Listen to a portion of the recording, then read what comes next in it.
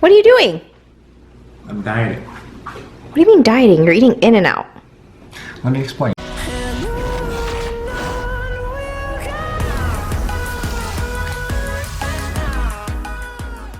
Before we get into this video, a couple of things. One is I have a website now, finally.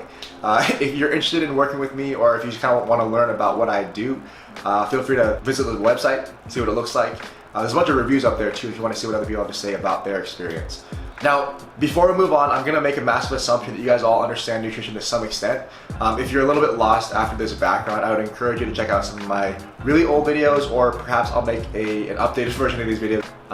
But basically, do some research into energy balance, into macronutrients, into micronutrients, and then from there, watch this video. A good stock recommendation would be to get the majority of your diet from whole or minimally processed foods, filling in those gaps where needed for the sake of like convenience or indulgence or sanity, filling in those gaps with things that you want to eat but you also kind of know might not be the most healthy or micronutrient dense foods.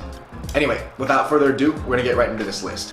Number one, or we'll call it the first category, we're gonna go with the drive-through fast food stuff. So starting off with McDonald's, just because it's like the most common thing anybody could find anywhere. Their best option, in my opinion, is going to be a grilled chicken. I think it's called the artisan grilled chicken sandwich. McDonald's is cool because you can hop online and you can go to their recipe or their nutrition calculator, and you can actually take out ingredients that you can do without. So say, for example, you want to take out the mayonnaise, which saves like, I don't know, 9 grams of fat. You can go ahead and add low-fat condiments back onto that at home if you feel like you need to do that. Like I said, macros are pretty solid. The taste for this one, that's kind of hit and miss as well. I feel like with fast food chicken, with one exception, fast food chicken, depending on when you're ordering it relative to when they're like reheating it or how long it's been reheated for, it's gonna be a little bit drier. Wendy's, also a great option here. Very similar to McDonald's, they have grilled chicken, or actually a few different grilled chicken sandwiches, but they're kind of normal one here. The ratios, the macros on this one are legendary. I'll throw it up on the screen right here. But man, that protein number compared to the fat and carbs, you really can't beat that. Like, whether it's fast food or anything else, you're not gonna find better ratios than that in a lot of things you're gonna make yourself or buy it elsewhere. Also, this one, in my opinion, actually tastes better than the McDonald's one. It's just that Wendy's is a little bit less common in a lot of places. So if you can find it, if you like Wendy's, that's a great choice. Third on this list, we got Chick-fil-A. Now, remember guys, Chick-fil-A goes on Sunday, so if it's Sunday when you're watching this and you're craving Chick-fil-A, you're out of luck. But their grilled stuff is all pretty great as far as the nutrition. The nuggets, that's the MVP for the Chick-fil-A menu. It's kind of a weird thing to pay for because it's literally just little pieces of chicken breast. But the one thing I will say, if you've not tried it, they are consistently very tender, very juicy. I don't know how they do it, but it tastes way better and the texture is way better than most fast food. The sauces can get a little bit tricky. They obviously make the chicken taste better, gives you a little more variety. But you have to keep in mind that a lot of those sauces are either going to be carb-based, so like your barbecue sauces, your Polynesian sauce. It's very sweet, but there's going to be a lot of carbs, or relative to the size of that packet, it's going to be quite a lot of carbs. And then the other ones, like your ranch dressings or dressings in general, are going to have quite a bit of fat in there as well. Number 2, In-N-Out Burger. Kind of same deal as far as the category here. We'll have more variety later on, but the main reason I wanted to add this in here is because the way that most people approach In-N-Out probably doesn't work super well if you're dieting or just trying to be mindful of your food. The magic trick, if you will, in my case, is subbing out that sauce for ketchup and mustard instead of the original spread. And if you can do without the cheese, each one of those substitutions saves about 8 to 9 grams of fat. Trust me, try it. I've heard mixed reviews. I honestly like the ketchup and mustard just fine. A lot of people feel like they can't eat In-N-Out without the spread, so kind of personal preference. But that said, I'll throw the macros up on the screen here. What we're looking at is only 10 grams of fat and 16 grams of protein per burger, which is pretty solid. And if you can't afford the carbs, you can go ahead and do protein style. That to me is kind of a weird choice, but do what you do. One more thing about In-N-Out here is that whole tray of fries, if you order one for yourself, I think that's only 16 grams of fat, which really is not terrible. It's a lot of carbs, and it's honestly a pretty big serving compared to most fast food places, so comparatively for French fries at least, not a terrible fit. Now, if you've got a craving for something that vaguely resembles Asian food, you can go off to Panda Express. This one's honestly kind of nice if you're looking for like a full-on meal. You can get quite a lot of food for a decent amount of money, and there's a lot of variety in that meal depending on how you order. There are a few all-stars, we'll call them. The black pepper Angus steak, the string bean chicken, mushroom chicken, grilled chicken teriyaki, and broccoli beef. These are all pretty solid ratios as far as how much protein you get versus the amount of carbs and or fat. You can also save quite a bit of extra fat by getting white rice instead of the normal sides. And if you go on their website, you can actually, go in and select whatever you want for your entrees and for your sides. And kind of on the far right side here, you can see just how much protein, carbs, fat, total calories are there. And you can flip it around, switch things up if you need to figure out how you're going to fit that within your diet for the day. But a really useful tool on their website. All right, kind of an obvious one, but Chipotle, really popular, very convenient. The main reason I included this is so I can include some ordering tips. So if you go with a bowl instead of a burrito, that does two things for you. One, forgoing the burrito or the tortilla saves you actually quite a bit of fat and a lot of carbs. The other really nice thing about that is that having the bowl makes it easier to control your portion size. If you want to stop after you eat half of your bowl, put the cap back on or the cover back on, toss it in the fridge and save it for later. Now, a lot of people actually talk about the steak versus chicken. You'll hear people say this all the time, like order the steak instead because it's actually less fat. And while that is true, if we're looking at the ratio of protein to fat, the chicken's more worthwhile. Now, this is making a massive assumption actually that when they scoop out your meat, they're giving you a larger portion of chicken than it is steak. I'm assuming that's how the nutritional information ended up like this, with the steak being lower fat and also lower protein. When you're ordering and you're adding stuff on top, things like guac, sour cream, cheese, these are all very high fat, very high calorie density. So if you can't afford it, or if you're trying to limit total calories and fat, those are maybe things you want to skip or use sparingly.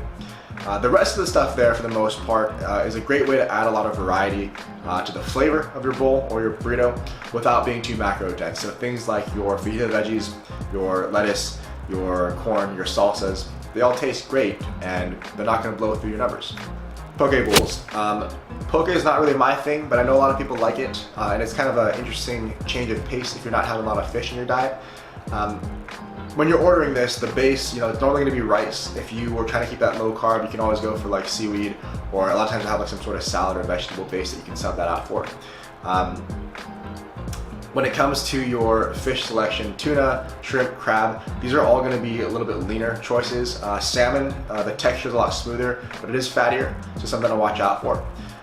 The big one here is going to be the sauce. So most of the house sauces at almost any of these places, they're going to be sesame oil based. Like we talked about, oil, any sort of oil is going to be about 15 grams of fat for a tablespoon. So very, very quickly that fat adds up. Those calories add up real quick.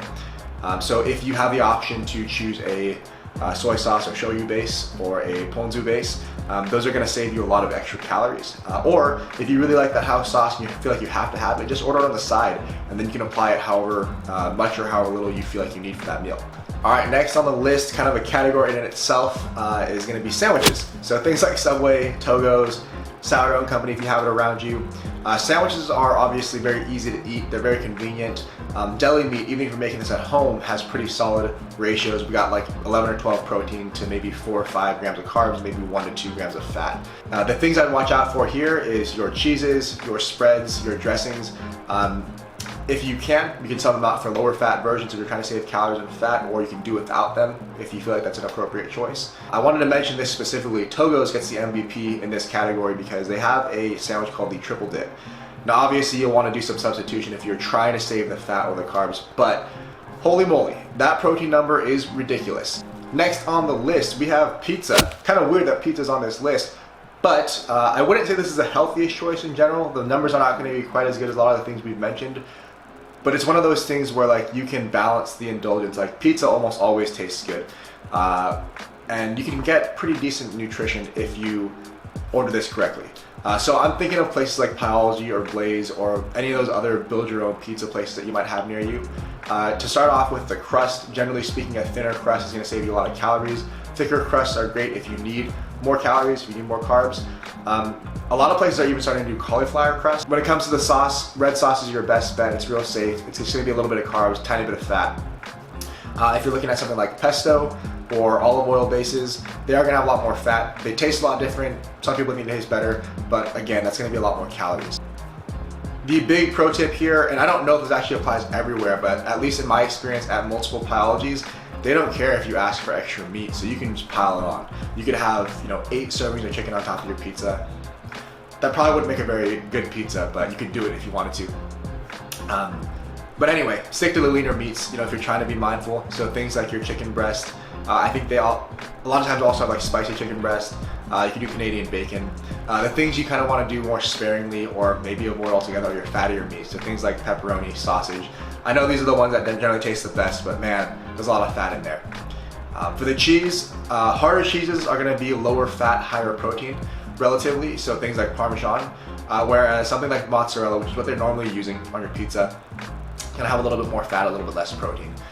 Thankfully, most of these places are not going to load up the cheese too much unless you ask them to, so it's not likely to get away from you too fast. If you're one of those people who doesn't like eating vegetables, a pizza is a great way to kind of hide them as well.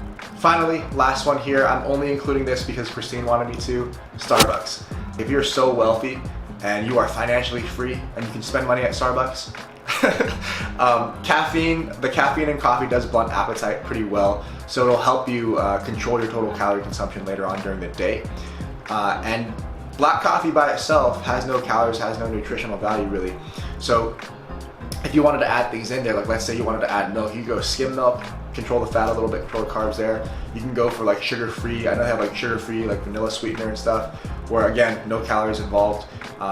But even if you're adding like a little bit of cream in there, it's not gonna do a ton either way. The things that'll get away from you are things like their mixed drinks or their blended drinks, like their frappuccinos. That's basically like drinking a milkshake, which sure, do it every once in a while, don't make a habit of it. Another one here is if you are super busy, you're already getting your coffee and you need to eat something, their breakfast sandwiches, they have this one, I'll throw it up on the screen, pretty solid ratios, and honestly it tastes pretty good, but again, man, Starbucks is probably the worst value on this list by a pretty good margin. That's the list for now, guys. If you have any suggestions or foods that you would have put on this list, let me know.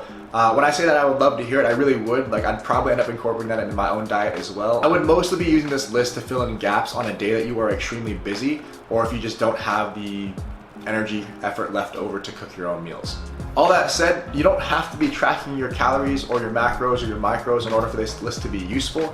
These are just kind of general tips for you to figure out what is the healthier option when you are going out to the drive-thru or wherever else. For now, that's all I've got. Hopefully this video helped you out. If it did, give me a like, maybe consider subscribing if you haven't already, and I'll see you guys next time. Peace.